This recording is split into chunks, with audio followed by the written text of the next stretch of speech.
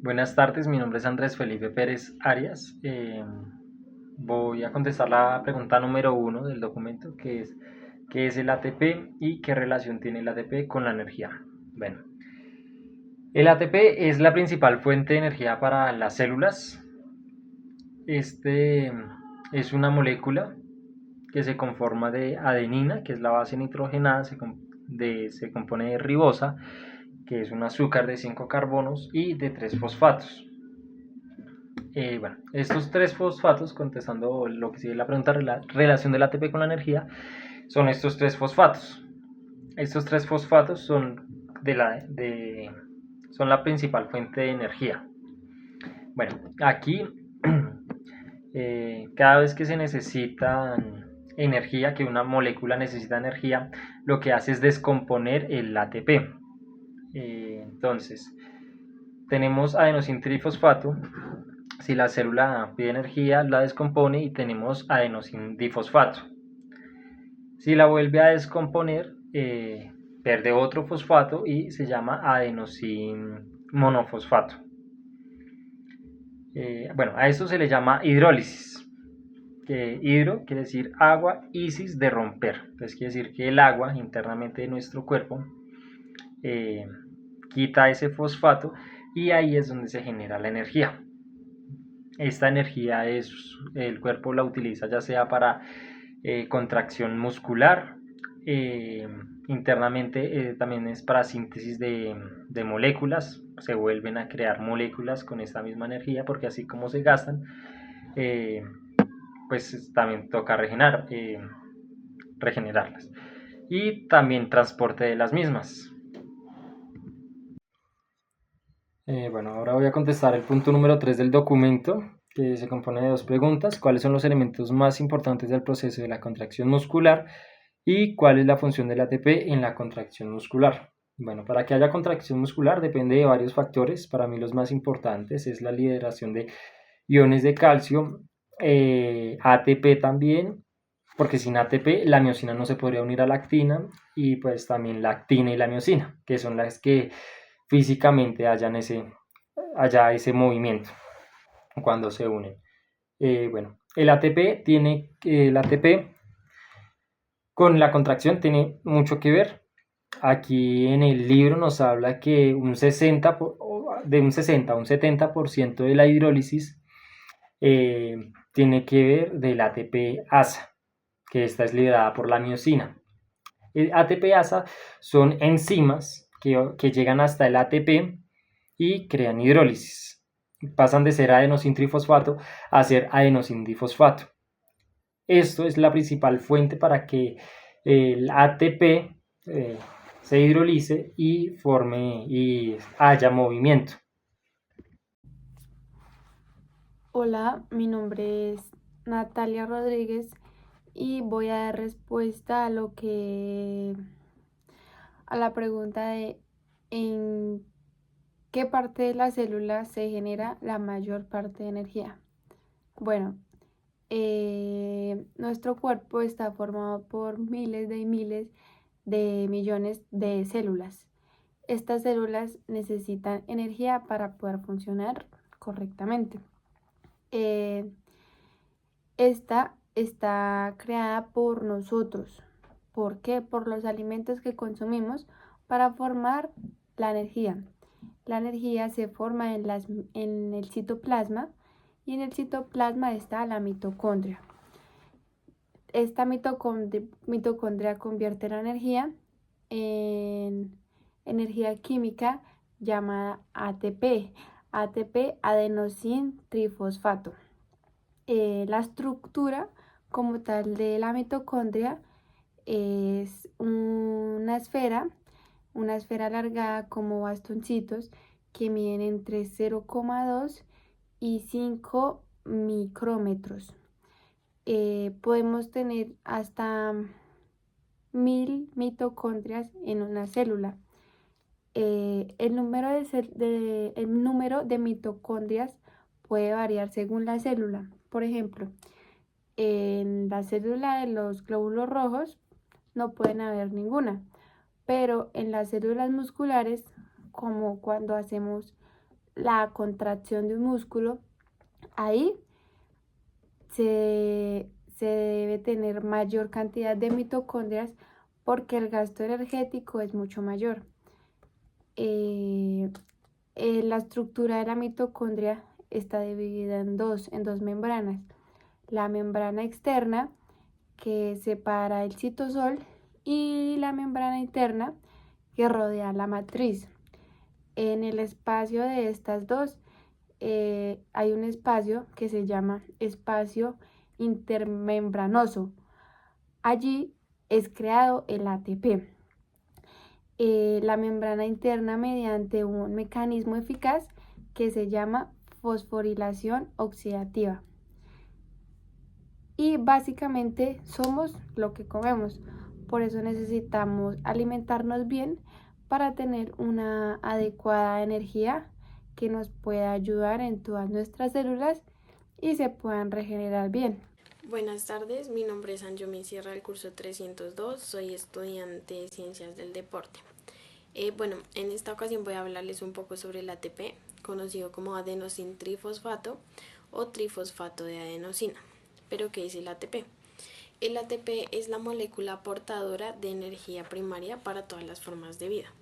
Esta se extrae de los alimentos que nosotros consumimos.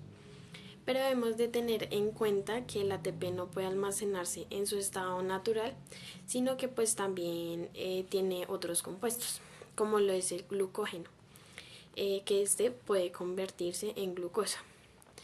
Bueno, dentro de pues el ATP existen sistemas energéticos o también conocidos como rutas metabólicas, que son las que pues responden a las necesidades energéticas dependiendo pues de la duración y la intensidad con la que se realice la actividad física.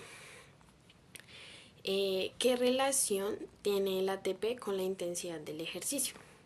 Bien, como ya sabemos, el ATP es fundamental para una contracción muscular y la concentración va disminuyendo a medida de la intensidad del ejercicio.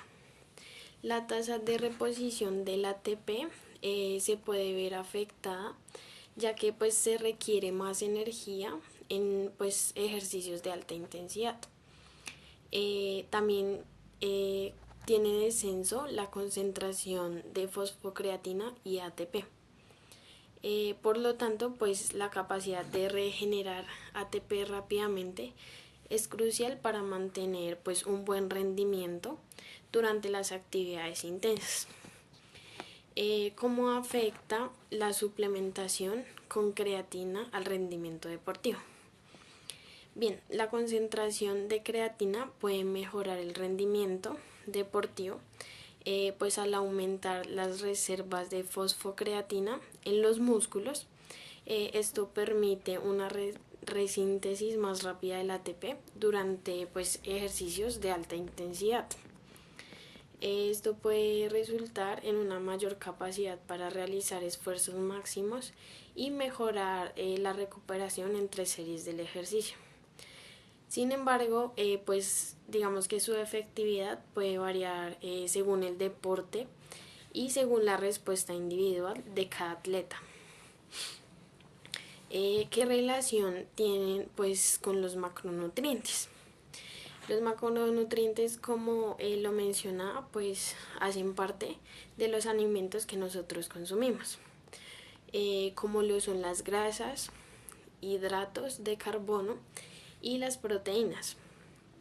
Los macronutrientes son pues fuentes de energía que se catabolizan para pues generar ATP, el cual pues como ya vemos es esencial para las funciones celulares y la contracción muscular.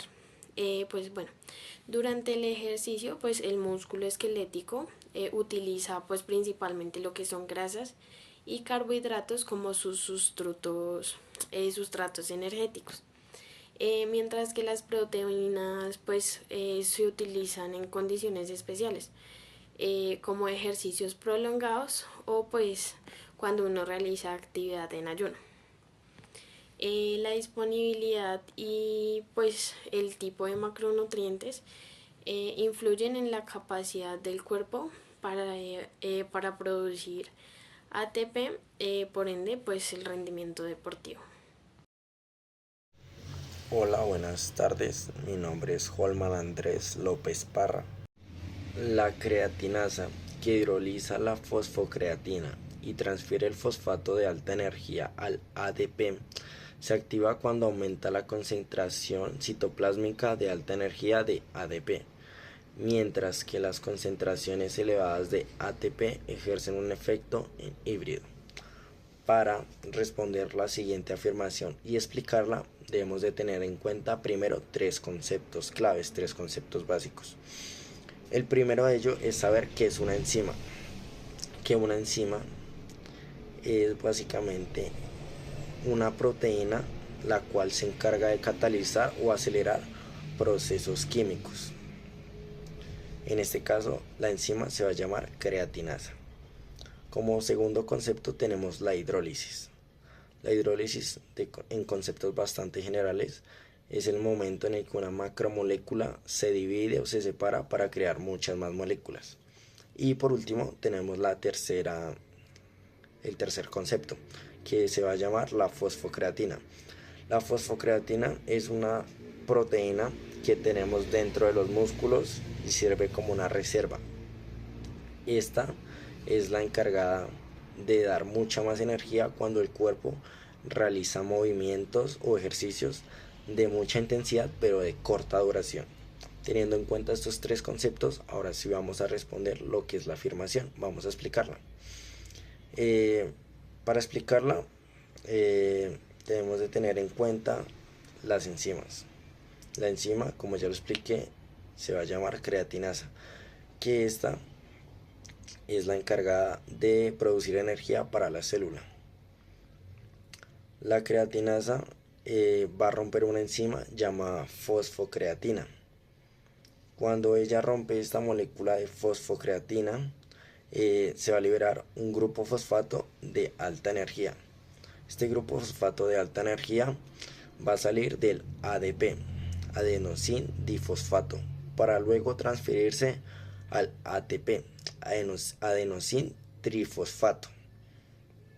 Las enzimas, o la creatina en este caso, trabaja de mayor forma cuando aumenta la cantidad de ADP, ya que ella sabe que cuando aumenta esta cantidad de ADP tiene que trabajar mucho más porque los requerimientos de energía van a ser mayores. En cambio, cuando aumenta la cantidad de ATP, ella se inhibe y no trabaja tanto.